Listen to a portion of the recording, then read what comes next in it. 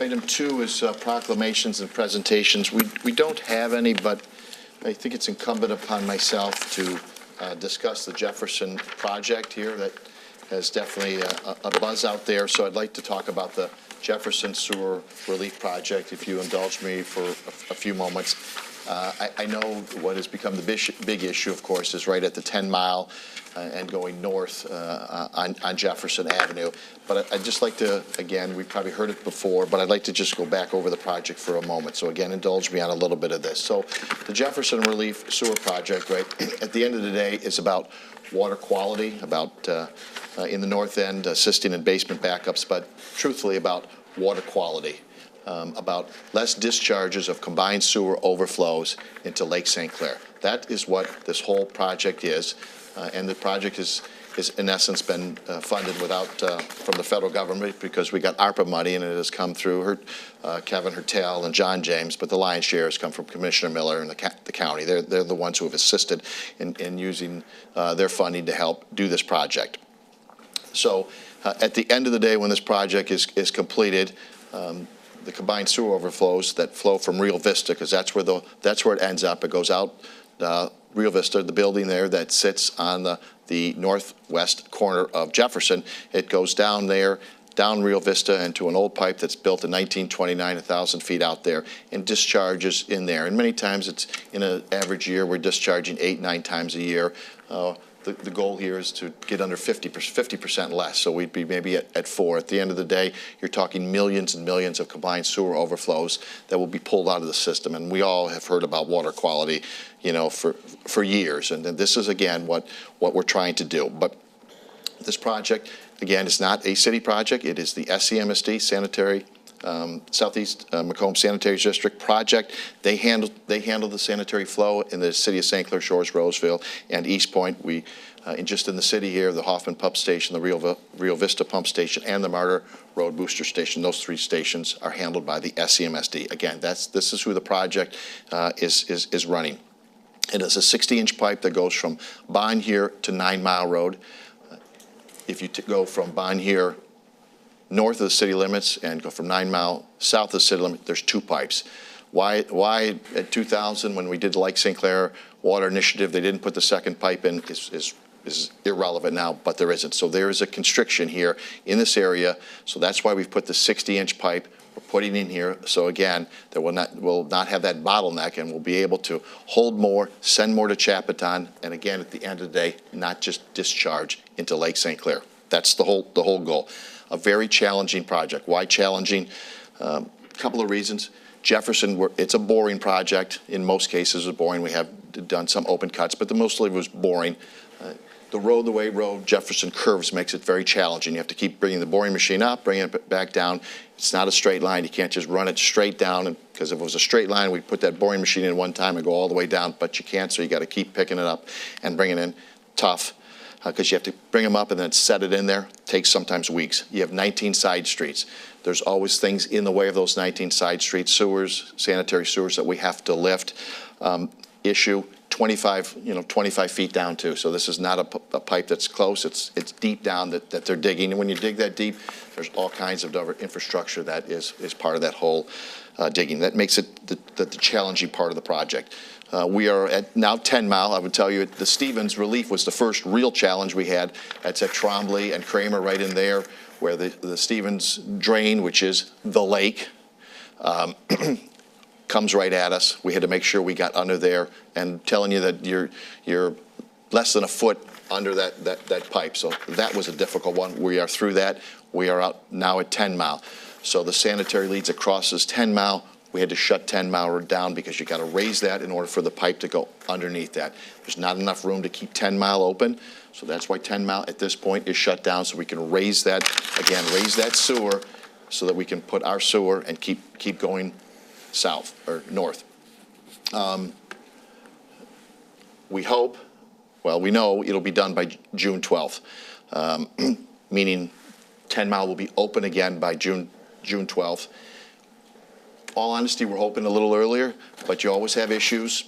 So far, it's gone very well, but we're hoping, if we can, open it sooner. But guaranteed, June 12th, that we'll have that open. 10 Mile be open. So that's the 10-mile issue. We had to make the change. We have always, the project, when it started way back, was always to go one way north on 10 Mile. We've had a number of meetings before. We met at Zeff's even before the project. The last business meeting we had was April 9th right here in the chambers. And we have, again, always been saying it's one way north on Jefferson Avenue. We knew the businesses didn't like that. They didn't want that right north of 10 Mile. So Rickman, AEW, we worked to see if we couldn't open and have north and southbound traffic there. It started that way for a couple of weeks as they were doing it, and two things happened. A safety concern for their employees. Second, the water line was closer to the westbound southerly Jefferson lane than thought. Even though when you have prints and you say, well, this is where it is, it doesn't always turn out that way. More times than I care to realize that they're not perfect. It was closer. It undermined the south lane there with all the sand, and it became determined that it was not feasible to continue to drive on that lane. It was a safety issue. So those were the two safety issues that immediately went back to going north only on Jefferson Avenue. So that's what occurred there.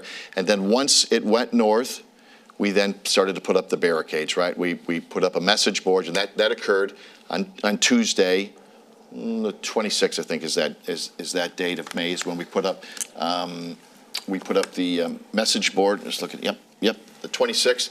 We put up the message board on Jefferson Avenue, telling the detour to go right, head down Harper Avenue, because Jefferson was going to be closed at Lakeland.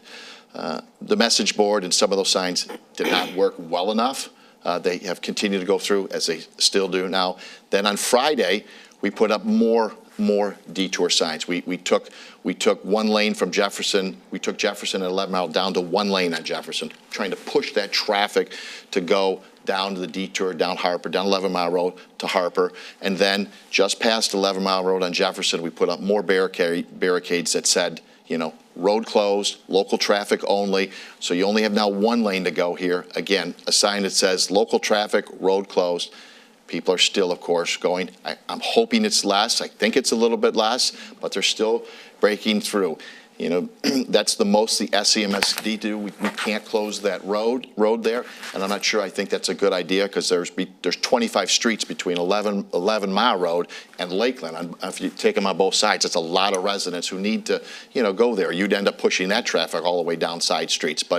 And then the police department was good. They put up a traffic at Lakeland, said no left turn, because that's what pulls a lot of the backup on Lakeland. If when you get to Lakeland here, taking that left is a tough left, starts backing it up. So we did put a sign that says right turn only. Unfortunately, people aren't obeying that either, right? They're sticking their nose out in the traffic there, or they're just waiting, and it just starts to back up and back up. And yes, we've had 10, 12 cars. I think people have seen that on Channel 7. So it's unfortunately a problem. We get it. I wish people would obey the detour and have Jefferson between 11 Mile Road and Lakeland be residents only, because that's what it is. I know it's a bigger pain, but that's what we have to do at this point. I'm not saying that Jefferson North will be down to one lane the entire project. It could be. We constantly reevaluating to see what we can do. So we understand. We're not. We feel for the businesses. We understand it's a problem. So we got to continue to try to reevaluate that. But we also have safety issues that we have to be concerned about. So we are on time. I know it seems like when's this thing ever going to end? But it is on time. The pipe should be in place by February or March of 27. That means it'll hook up at Bon here. That's where it hooks up, right in front of Shore Point. That should be February and March. The cement, they're paving as fast as they can. Unfortunately, the bottleneck will be obviously the pipe, right? We can't cement past the pipe. So our goal will be north of 10 Mile on both sides. We hope to lay cement on the west side of Jefferson in the next week or two here up to Frizard. But the whole west side of Jefferson, 10 Mile area, should be done by mid-August, and then it will flip to the east side of Jefferson, and then hopefully that'll all be done by Thanksgiving. So, you know, the cement should be north of 10 Mile Road by Thanksgiving. I can't tell you exactly how far the pipe will be, but the pipe should be past docks, should be, you know, hoping past harbor lanes in that area. Again, you never know what you run into. You can't say that this week we'll do this because something occurs or something's not right. So it's a very fluid, I'm sure we all know that these projects are fluid, especially when you're digging 25 feet down. So that's where we are.